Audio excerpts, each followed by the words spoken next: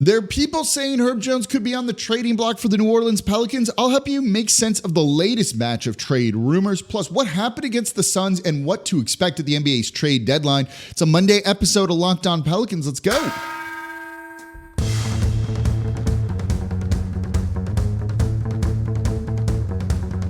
You are Locked On Pelicans, your daily New Orleans Pelicans podcast, part of the Locked On Podcast Network, your team every day. Welcome to another edition of Locked On Pelicans, the daily podcast covering your favorite team, the New Orleans Pelicans and NBA, part of the Locked On Podcast Network, your team every day, available wherever you get your podcasts and available on YouTube. I'm your host, Pelicans Insider, credential member of the media, Jake Madison, at NOLA Jake on Twitter. Here with y'all on this Monday, kicking off another week's worth of podcasts. I got this week planned out. We got a lot to cover. We're going to get into Herb Jones trade rumors. What?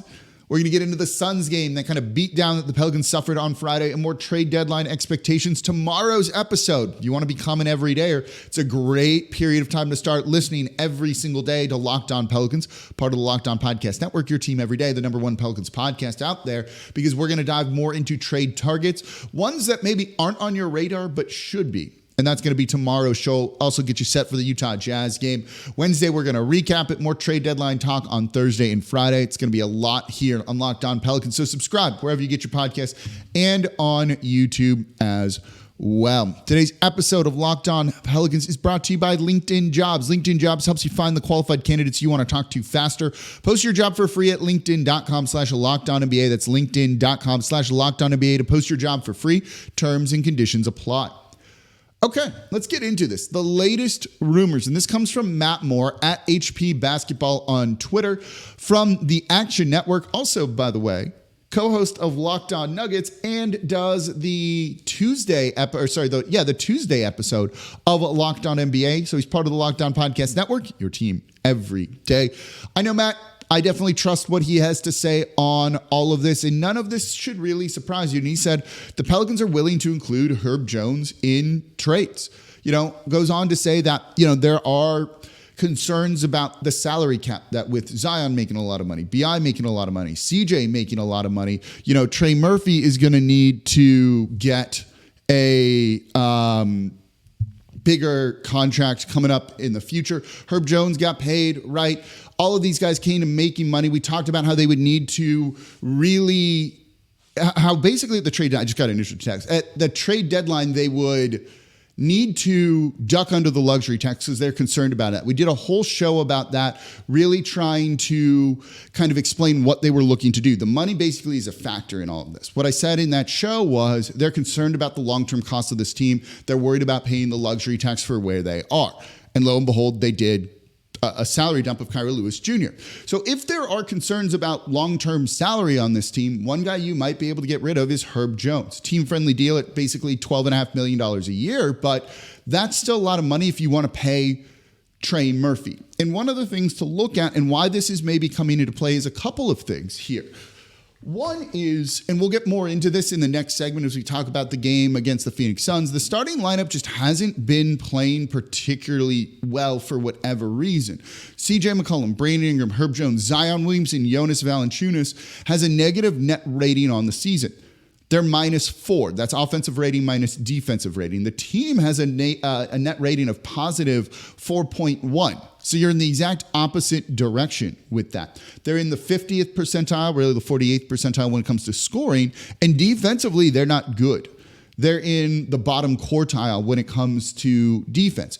It's been better since the Lakers lost, so this is looking at over the course of the season, but still, they haven't been like an elite unit like you would think, particularly for a team that's playing well. So when you look at some of their lineups, it's a little kind of wonky when you try and make sense of what's going on here. You're not going to take Zion out of the starting lineup. You're not going to take Brandon Ingram or CJ out there. You're not going to trade any of those guys. Valanciunas is your starting center, and it kind of leaves the odd man out of Herb Jones. And we'll, again, talk more about it when it comes to the Phoenix Suns, but there's games like where Devin Booker just goes and does Devin Booker things, and does Herb help you there necessarily if he's not going to give you kind of the impact of the offense?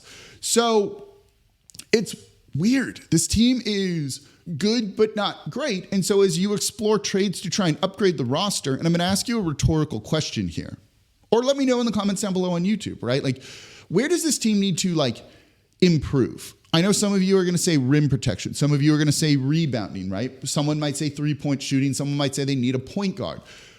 When you have a starting lineup like this Pelicans team, you're not going to upgrade CJ. You're not going to upgrade Brandon. You're not going to upgrade over Zion. Like, what do you do? Like, what do you do? It puts them in a weird spot when it comes to the NBA's trade deadline, which is coming up here very soon, right? February 8th. So Herb Jones being included in these rumors makes some sense to me, just from that kind of perspective of, well, he's the odd man out. He's making over $10 million a year. We maybe can save some money that way. The other thing is, and then he's the odd man out in terms of like play and stuff like that. You know, the other factor of it is they don't have a ton of mid-tier salary. This team is in, you know, kind of a weird spot where they're really top heavy and then for the most part pretty cheap. You have two guys that are kind of mid-tier salary players, and that's Herb Jones and Larry Nance Jr. You know, Larry, I think they want to keep. I think he's been very good this year, brings a lot to the team, and is at a position of need where they don't have a ton of depth at the center position, the big man position, where on the wing, maybe they do have some of that, right? So I think when you look at that, it makes Herb Jones kind of not necessarily expendable, but at $12 million this season, he's a guy that you could package to bring back bigger salary, and it could really work, right? You can package Jonas Valanciunas and Herb Jones together to go and get a guy like Jarrett Allen. The money then works for the most part with that, with maybe another player coming back to the Pels.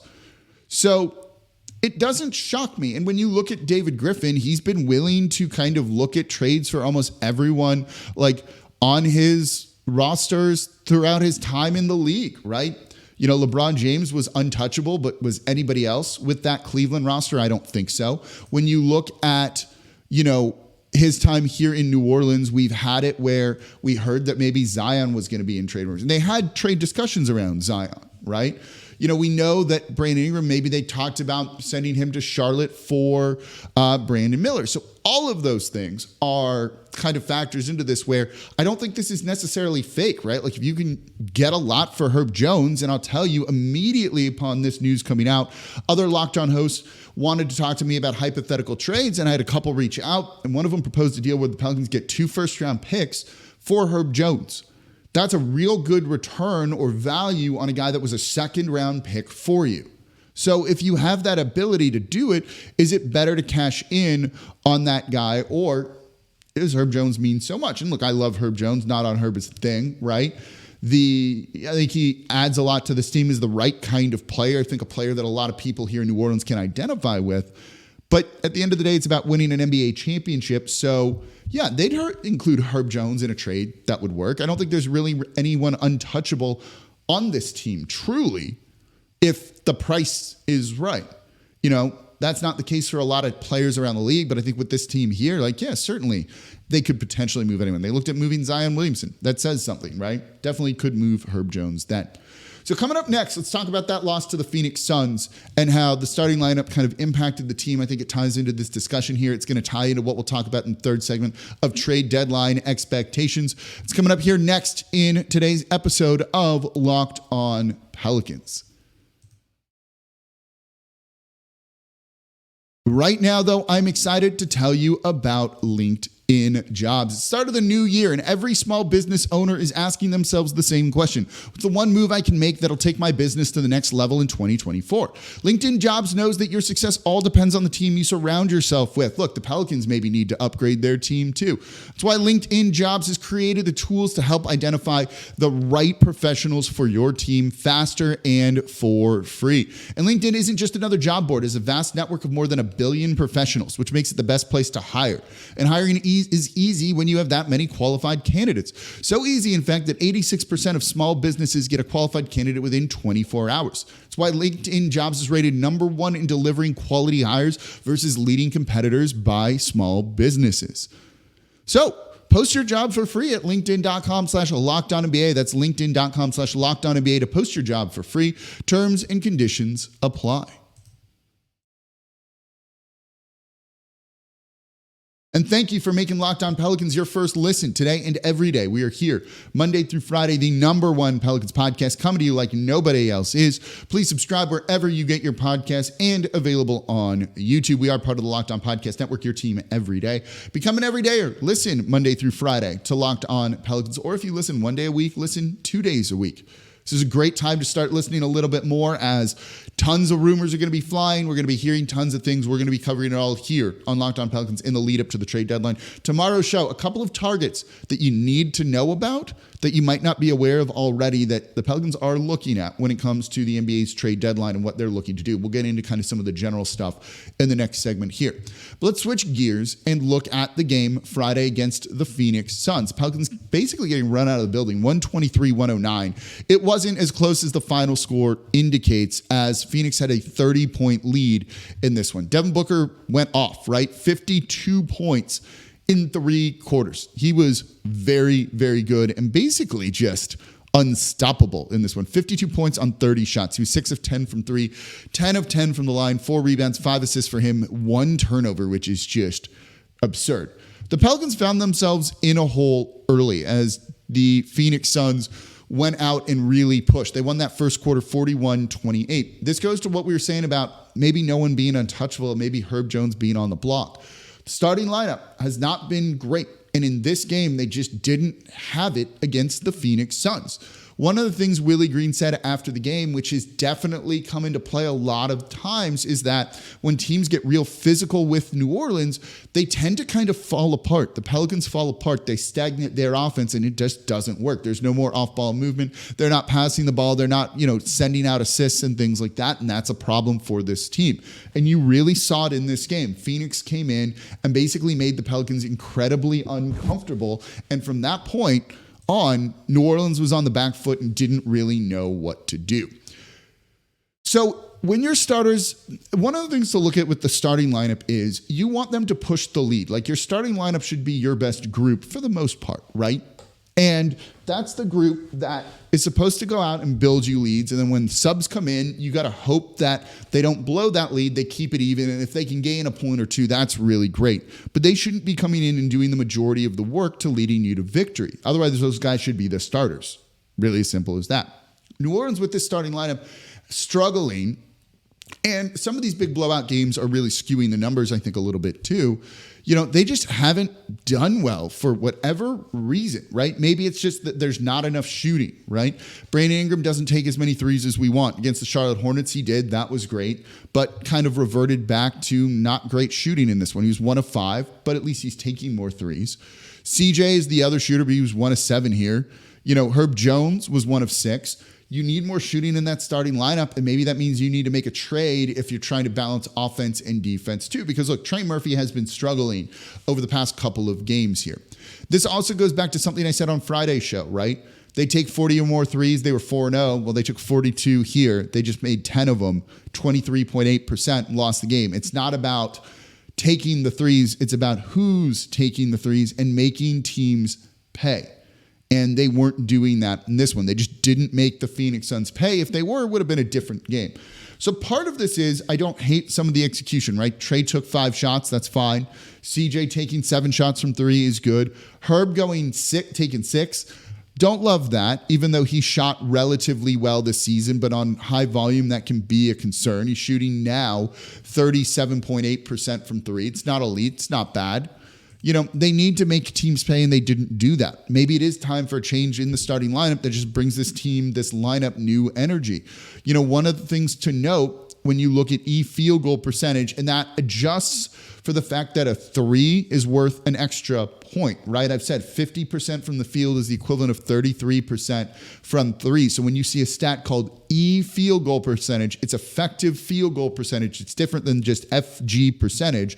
That factors in threes. Their starting lineup isn't great at that, right? It's kind of average, slightly above average. The starting lineup needs to be better with shooting. They're just not getting that. And because they don't get the spacing there, they don't get to the free throw line nearly as much as they should. And it kind of negates a lot of the advantages that this team could have. So when you look at it, that's what happened against the Phoenix Suns. That and the fact that Devin Booker was going off. And this is one of the complaints that we've had of Willie Green. When you're down, you need points. when Devin Booker was basically just unconscious, 18 of 30, right? Torching this team. Herb Jones wasn't stopping him. No one was stopping him.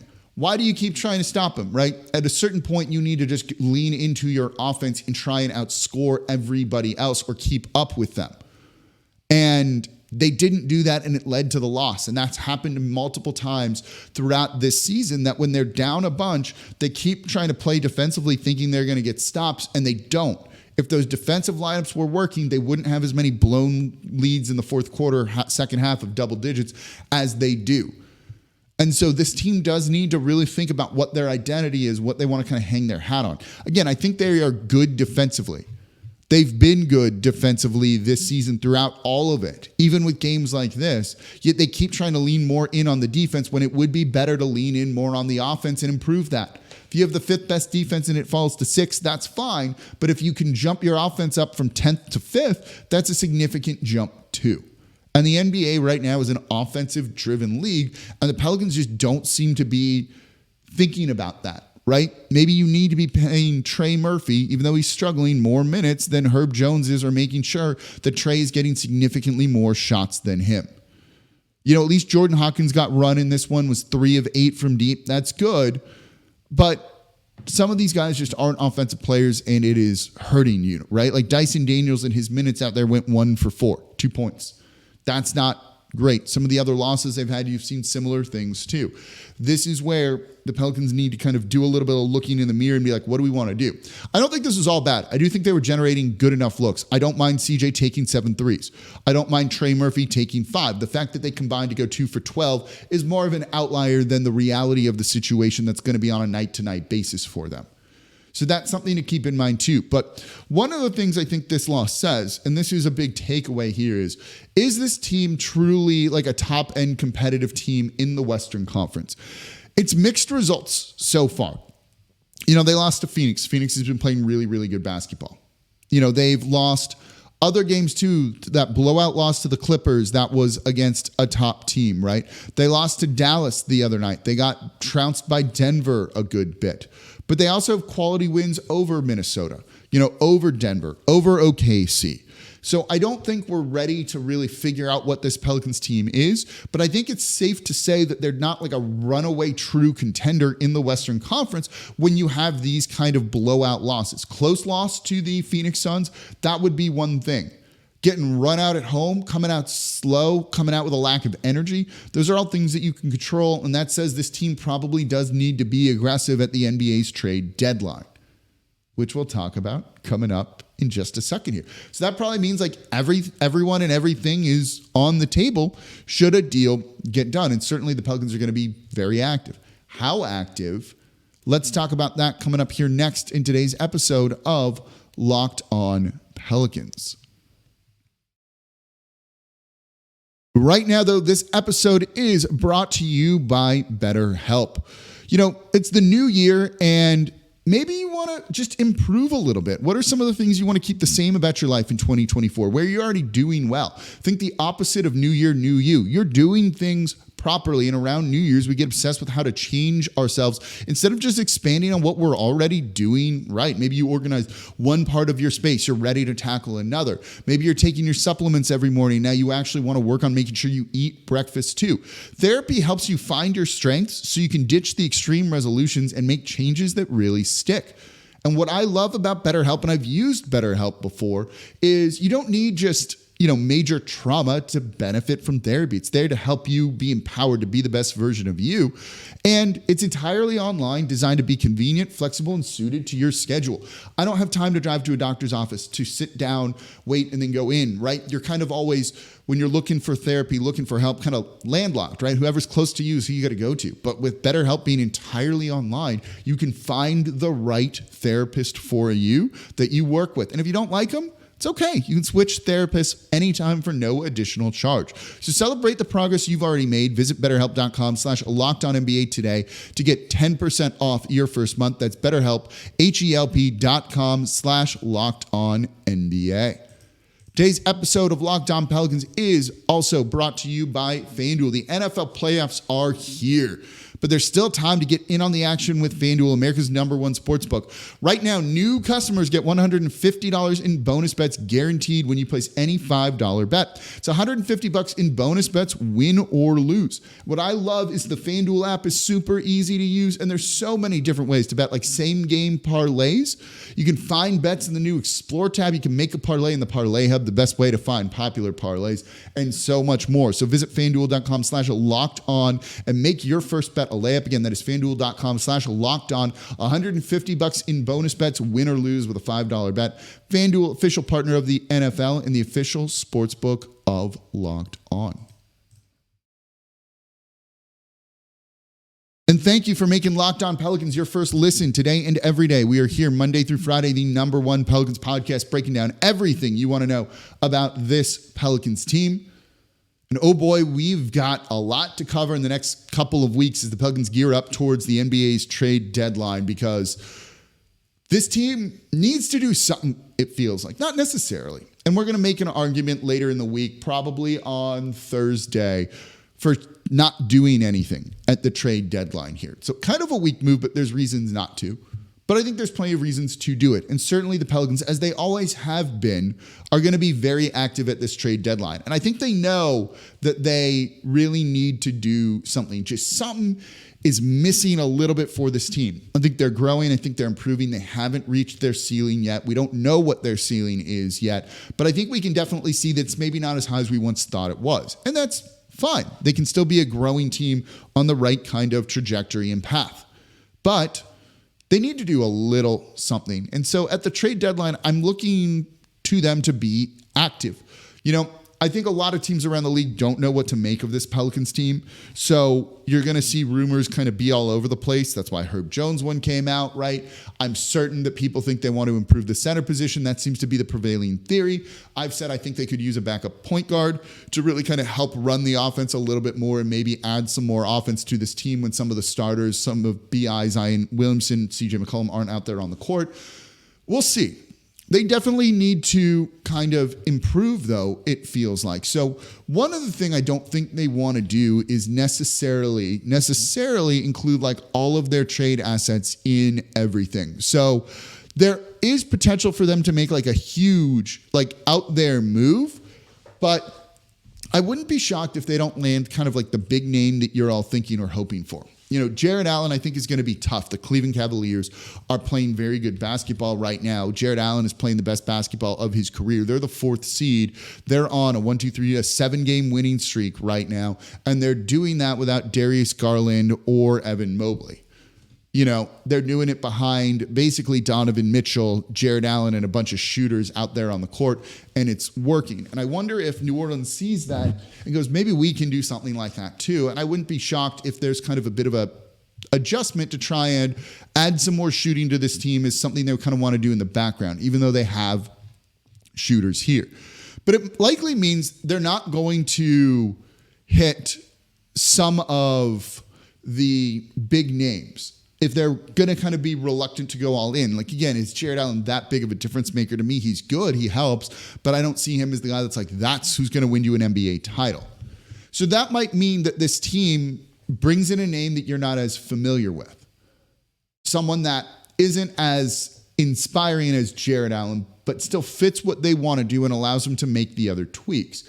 You know, when you look at this team, that might be a backup center, and I'll give you some names in tomorrow's show. I have them, and a couple of other guys that you need to keep an eye on. You know, it also could mean there's like multiple tweaks to this team. It's not just swap out Jonas Valanciunas, put in Jared Allen. It might be then you also add Trey Murphy into the starting lineup and kind of see if you can overhaul things mid-season. That's a little bit tough to do and a little bit scary, but clearly, and they're aware of this, right? David Griffin was on one of the broadcasts, I think it was against the Denver Nuggets, talking about how they know the starters' numbers haven't looked good. They need to figure out how to maximize those guys and make them the most efficient versions of themselves here, and they're not doing that. They know that changes need to be made, and that's at least the good thing. It's going to be really interesting. I think as we get closer to the NBA's trade deadline, you're going to hear this team in all sorts of rumors. So it's going to be interesting to see where they fall with all of that. What do you want them to do? Let me know in the comments down below on YouTube. And maybe that'll get brought up in tomorrow's show. So that's going to do it for this episode of Locked On Pelicans. Enjoy. No, we don't have a game tonight. It's going to be on Tuesday night. That's good. More trade rumors and targets for you in tomorrow's show. We got a lot to cover here, so make sure you're subscribed to Locked On Pelicans wherever you get your podcast. We are part of the Locked On Podcast Network, your team every day. As always, I'm your host, Jake Madison, at NOLA Jake on Twitter, and I'll be back with y'all tomorrow to talk more trade targets for the Pels.